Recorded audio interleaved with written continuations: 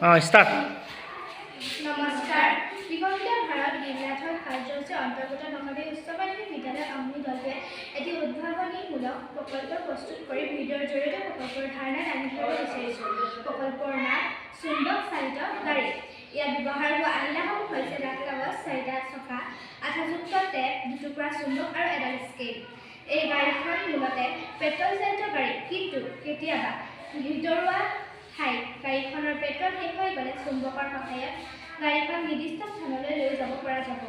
প্ৰকল্পটোৰ প্ৰস্তুত প্ৰণালী উপস্থাপন কৰিব বিচাৰিছোঁ। এই প্ৰণালীটো তৈয়াৰ কৰোঁতে ডাঠ কাগজ আৰু টেপেৰে এটা বাকচ তৈয়াৰ কৰাৰ পাছত টেপৰ দ্বাৰা চুম্বক এটুকুৰা বাকচটোত লগাই দিয়া হ'ল আৰু চকা 4টা দুডাল লাঠিৰে বাকচটোত ফুটা কৰি গাড়ীখনত লগাই দিয়া হ'ল আৰু এডাল স্কেল টেপেৰে আন টুকুৰা চুম্বকক গাড়ীখন চলাব পৰাকৈ লগাই দিয়া হ'ল। ধন্যবাদ। হ'ল।